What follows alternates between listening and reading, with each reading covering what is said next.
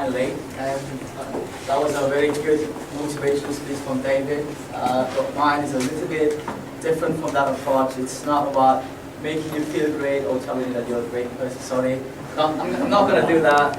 As you can see here, hear from someone that tells you the not so nice version of persuading others. I'm pretty sure you've heard that kind of thing a whole lot about how you can persuade the others. Be reasonable, be nice to them. I'm not going to give you all that. Although I will give you some of those nicer things, just to give you some basic details about it. Later on, I will try to give you the more practical and say more of the evil techniques that I use. I'm Huon Choi. I work as an analyst at Yoido, also known as the liar. By most of you to think lots of people that work in the investing industry lie. Not true. We try to make it nicer. So I'll show you how we do it a little bit.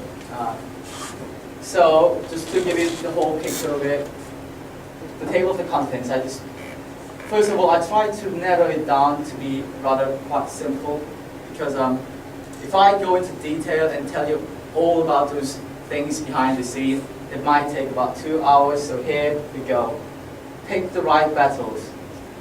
I'll go in detail with that one later on, but basically you can't just try to persuade everybody on the spot. And then I'll give you some of those, say, the good, ethical, and the obvious techniques. And then the ones that I'm pretty sure might be more useful, the evil techniques. I'll just conclude later on there.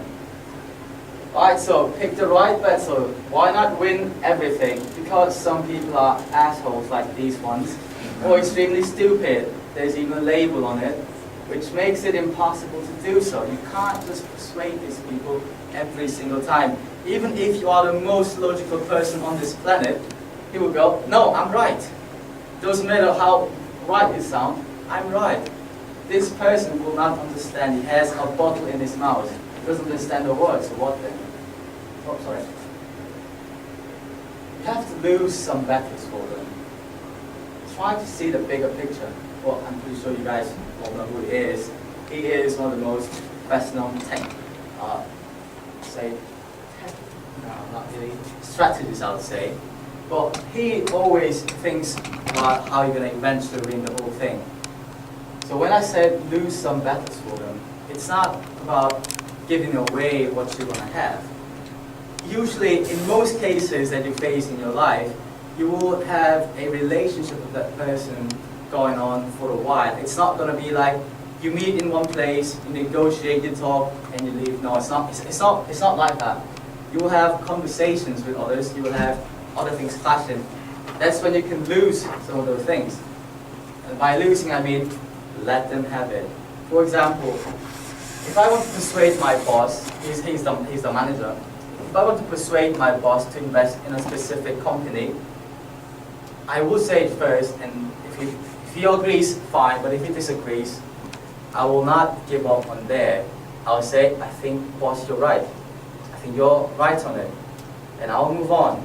With other things, I will give him some smaller things to talk about. Boss, I think your taste of clothing is absolutely fantastic. Although he wears horrible clothes, I'll just say to him, so he might feel good about it. Oh, he accepts me. He likes what I do. And that's how you lose those battles. You lose the battle of fashion sense. He won it, although he wears awful clothes, but you lost it for him. And that will later on come to your advantage. We'll also talk about that later on. So in an ideal world where everyone agrees, where you have unicorns, mermaids, these things could always work, but it's not really true. But still, you have to know these basics, the good ones, the ethical choices, and the obvious choices. So, how to negotiate? You have to find the middle point. Where do we stand? So, let's say I talk to my friends and I say, hey, I think men should earn about 3 million won per month. For our age, I think that's just good enough. He disagrees. He says, no, I think we should earn about 7 million. And then usually when you find a negotiation point, it will be just the middle point, which will be about 500, right? It should be around that amount of money. But you have to find the middle point right, which is, when I said 300, I could have set it to find that middle point where I want it to be. You know what I mean? He said 500, no, it says 700, and we came to the middle point as 500. But I set it 300 because I actually wanted it to be 500. So you have to find the middle point where it can stand. That was an easy case about money, but there might be a time where you can't really find where he stands. So that is when I say, all right, I think when we invest in a company, I think we should go for a Korean company.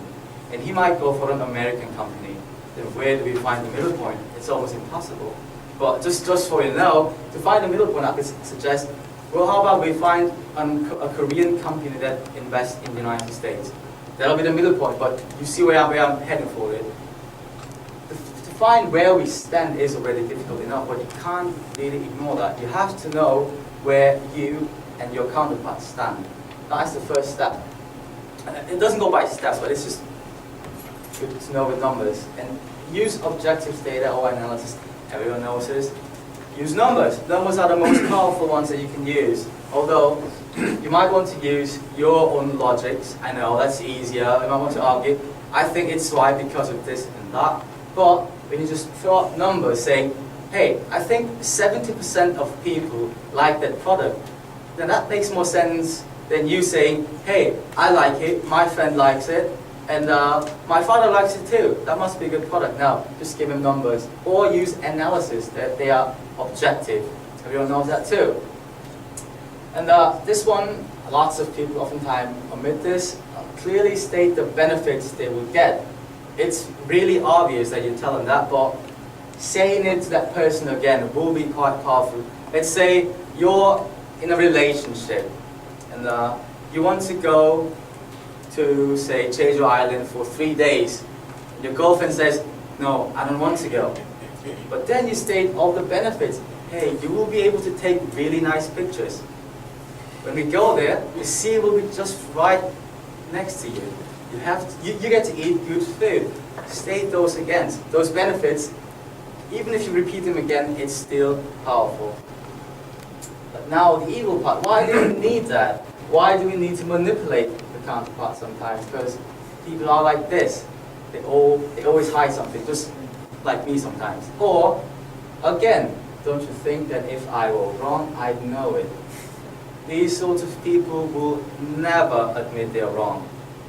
That's why you have to, I don't really like the choice of the word manipulate, but you have to use it sometimes. People don't like to be told they're wrong, and again, some of them are assholes and stupid people. Because of that, you have to be evil sometimes. So emotionally arouse the counterpart. This is one of the most basic, most useful techniques that you can use, and lots of people don't really try to use it. You see all these faces. Happy faces, angry faces, sad, scared. Why? Because emotions interfere with logical thinking. Let's go back to this one. So let me give you some good examples of how these ones are actually used. In the United States, whenever you turn on to CNN, there are lots of news. Oh, obviously, it's a news channel. But the one thing that people love the most are those helicopter chasing scenes, where cops chase those criminals by helicopters.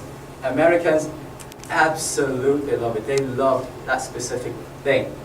And those scenes are actually filmed and broadcasted for a reason. People that are selling weapons want people to fear about criminals. Although the chances are quite low that you will actually see those things happen, people want you to fear about something. It's quite illogical that you think, oh, I can get shot on the street, so I'll buy a gun. It's quite illogical. It doesn't make any sense, but they want you to fear them. It's also used in Korea as well. Lots of our politicians use fear as one of the most useful weapons. Used too. But how do you use it? Because people usually get it wrong by using that one. They make people channel those emotions towards you. You say something and they get upset about you. They get upset because of you. You can't do it. So how do you do it? You just tell a story. Tell a nice story. It doesn't have to be a good one, but you say things like, oh, yesterday I went to one of my friend's funeral. It was so tragic. I said, of course you have to say something more, something that's better than just I went to a funeral. But if you say that, that emotion starts to settle in a little bit already, and that kind of interferes people to think logically. First one. The second one, again, it comes back again. But make it look like she or he won the battle. That was the first thing that I talked to you about. So, yeah, I said it as a good thing, but it could be also used as a bad thing. Always agree on what they say, even though you think otherwise. And I mean, you have to say it really. And even if you don't like that person, just by saying those nice things, they will have good feelings towards you. So, make it look like she or he won the battle. These are the really crucial things. Agree on small things, so you can build up to the bigger battle later on. So why let them win? They can go back home with happy feelings, although it wasn't the best result they have thought they would get. Yeah, I know it sounds really bad, but you have to have those things. When someone enters you with a negotiation field and you talk to that person, and that person went home not so feeling great, that's it. You won't do anything with that person again. But if they go back feeling happy, absolutely, you've won the whole battle. And lying, yeah, this is not a good thing to do. I don't really suggest you lie all the time, but well, good thing you're not Pinocchio. Even if you lie, your nose won't get so big. Doesn't really show that much. You can lie to others. We all lie anyways. How? Okay, guys, we lie by our words. Ladies, how thick your makeup is today? Yeah, so yeah, don't feel offended by it. It's just supposed to be a joke. But the point is, we make those small lies. And unless you really want to hurt that person, making those small lies, not really a bad thing at all. So, what you should know to become a good liar? You have to know every lie is eventually exposed. People always know. It always comes out from that little grave that you put in, that you thought you put in. It always gets revealed. So you have to know you can't make a lie that will eventually hurt someone. That is something you should never do and you don't want to do. But in a practical way, let's go to the techniques.